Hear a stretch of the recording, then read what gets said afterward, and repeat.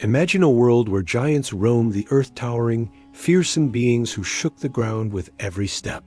Not just myths or bedtime stories, but real, larger-than-life figures woven into the pages of the Bible, carrying secrets that could change how you see the past, present, and even the future.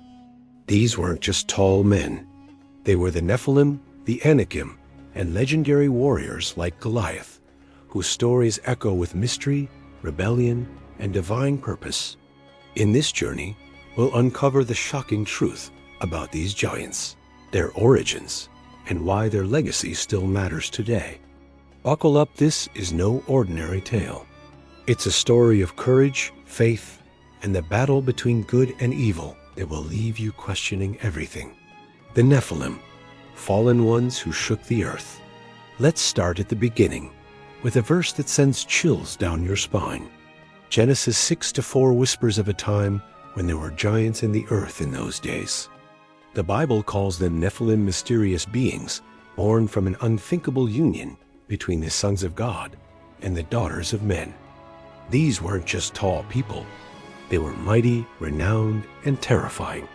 The word Nephilim means fallen ones, hinting at a dark origin. Were the sons of God fallen angels who defied heaven's order to mingle with humanity? If so, their offspring, these giants, were a living rebellion against God's creation. Picture a world spiraling into chaos. Genesis 6-5 paints a grim scene. Humanity's heart was consumed by wickedness, every thought twisted toward evil. The Nephilim weren't just bystanders. They were a spark in this fire of corruption, a symbol of a creation gone wrong. Their presence was so dangerous that God sent the flood to cleanse the earth. But here is the question that lingers like a shadow. Did the flood wipe them out completely, or did their legacy somehow survive? The Bible drops a haunting clue. And also after that, those words hint that the story of the giants didn't end with the flood. Let's dive deeper. Giants after the flood, a mystery unraveled. The flood was meant to reset the world, to wash away the corruption of the Nephilim. Genesis 7:23 tells us that only Noah and his family survived, along with the animals in the ark. So, how could giants reappear? Yet they do. Numbers 13:33 reveals a chilling report from spies sent to the Promised Land. We saw the giants, the sons of Anak, which come of the giants, and we were in our own sight as grasshoppers. Grasshoppers. Can you imagine the fear in their hearts, standing before beings so massive they felt like insects? These post-flood giants, like the Anakim, Emim, and Rephaim, were no myth. Deuteronomy 2:10-11 describes them as great, many, and tall, living in fortified cities across Canaan. How did they come back? Some believe the corruption of the Nephilim lingered through Noah's son Ham, carrying a seed of rebellion into the new world. Others wonder if something spiritual, something beyond flesh and blood, allowed their influence to persist. These giants weren't just physical threats. They were a spiritual challenge, standing in the way of God's promise to his people. Every step Israel took toward the Promised Land was a battle against these towering obstacles. The Anakim, titans of the Promised Land. As Israel approached their God-given land, they faced tribes of giants who seemed unbeatable. Joshua 11:21-22 tells us that Joshua fought the Anakim, cutting them off from their mountain strongholds in Hebron, Debir, and Anab. These weren't ordinary enemies. Deuteronomy 2:20-21 describes tribes like the Emim and Zamzummim, great and many, and tall as the Anakim. Their cities were walled, their presence overwhelming, their very existence a defiance of God's plan. Imagine the Israelites, weary from years of wandering, standing at the edge of Canaan, only to find giants guarding the land promised to them. Numbers 13:28 speaks of cities walled and very great, filled with people who made Israel's warriors feel small and powerless. These battles weren't just about swords and spears. They were spiritual warfare, a fight to claim what God had ordained. Each victory over these giants was a step toward fulfilling God's covenant, a reminder that no obstacle, no matter how big, could stand against his will. Og of Bashan, the giant king who defied God. Among these giants, one name stands out: Og, the king of Bashan. Deuteronomy 3:11 gives us a jaw-dropping detail.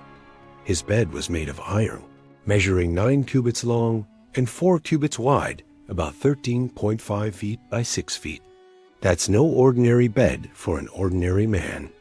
Og was a giant among giants, ruling over Bashan, a fertile land promised to Israel. His size and power made him a symbol of resistance, a living challenge to God's people. Joshua 12:4-6 recounts how Og was defeated, his land given to Israel as part of their inheritance. This wasn't just a military win, it was a divine triumph. Og's fall showed that even the mightiest giant was no match for God's plan. His iron bed, a relic of his enormous stature, stands as a testament to the truth. These giants were real, their threat was real, but God's power was greater. Og's story reminds us that no matter how big the obstacle, faith can move mountains or topple giants. David and Goliath, a battle for the ages. No story of biblical giants is more iconic than David and Goliath. In 1 Samuel 17:4, we meet Goliath, a Philistine champion from Gath, standing over 9 feet tall. His armor gleamed, his spear was like a weaver's beam, and his voice thundered across the valley, taunting Israel's army. For 40 days he mocked God's people, and no one dared to face him. Enter David, a young shepherd, armed with nothing but a sling, 5 stones, and unshakable faith. This wasn't just a fight, it was a clash of worlds. Goliath, a descendant of the giants, represented everything that stood against God. David, small and unassuming, carried the power of God's Spirit. When that stone sank into Goliath's forehead, it wasn't just a giant who fell, it was a symbol of rebellion, of pride, of everything that dares to defy God's will. 2 Samuel 21:15-22 tells us Goliath wasn't alone. His brothers, other giants, continued to challenge Israel. One even had 6 fingers and 6 toes, a detail that makes you pause. These weren't ordinary men. Yet, one by one, they fell, proving that God's power always prevails. Giants beyond the Bible, echoes in history.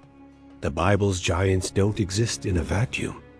Across the world, cultures tell tales of massive beings who shaped history.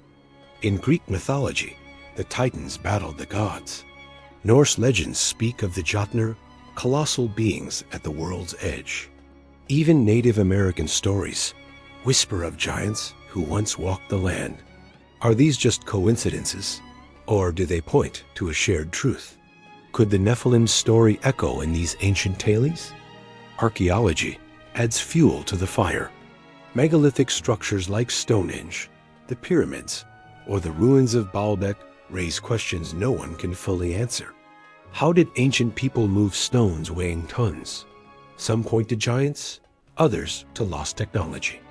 Then there are the stories of giant skeletons' bones found in far-off places, whispered about in old reports, though often dismissed as hoaxes.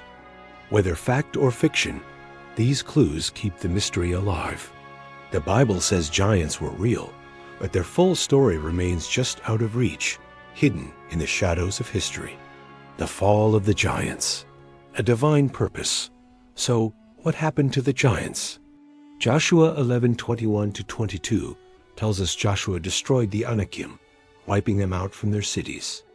Over time, the Bible's accounts of giants fade, suggesting they were either killed in battle or absorbed into other peoples. But why did God allow or command their destruction? The giants weren't just big men. They were tied to the corruption that threatened God's plan for humanity.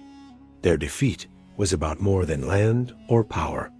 It was about purifying the earth for God's chosen people.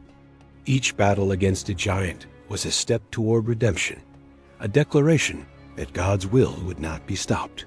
Yet the question lingers, did they truly disappear? Some wonder if traces of the Nephilim linger in modern times, hidden in remote places, preserved in ancient DNA, or woven into the myths we still tell. Conspiracy theories swirl about secret discoveries or surviving giants, but the Bible is silent on their fate beyond the battles of old. What it does tell us is clear. The giant story is a warning of what happens when creation rebels against its creator. Giants in the last days, a warning for today. The Bible doesn't just look back, it looks forward. In Matthew 24:37, Jesus warns, "As the days of Noah were, so shall also the coming of the Son of Man be." Those words hit hard. The days of Noah were marked by corruption, rebellion, and the Nephilim. Could something like the giants return in the end times? Genesis 6-4's phrase, and also after that, fuels speculation. Could fallen angels or their influence re-emerge? Could humanity's obsession with science, genetic engineering, artificial intelligence open doors to ancient mistakes? Some see giants as more than physical beings. They're symbols of spiritual resistance, of anything that pulls us away from God. In the last days, these giants could take new forms, ideologies, fears, or powers that challenge faith. The Bible hints at a world growing darker, but it also promises victory for those who trust in God. Just as David faced Goliath, we're called to face our giants with faith, knowing no obstacle is too big for God. Facing your giants, a call to faith. The story of the giants isn't just ancient history, it's a mirror for our lives. We all face giants, fears that tower over us, doubts that mock our faith, challenges that seem impossible. The Nephilim, the Anakim, Goliath, they remind us that evil is real, that opposition is fierce, but that God is greater. David's victory wasn't about his strength, it was about his surrender to God's power. That same power is available to you today. What are the giants in your life? Maybe it's a struggle that feels too big to overcome, a fear that keeps you up at night, or a doubt that whispers you're not enough. The Bible's message is clear. With God, no giant is invincible.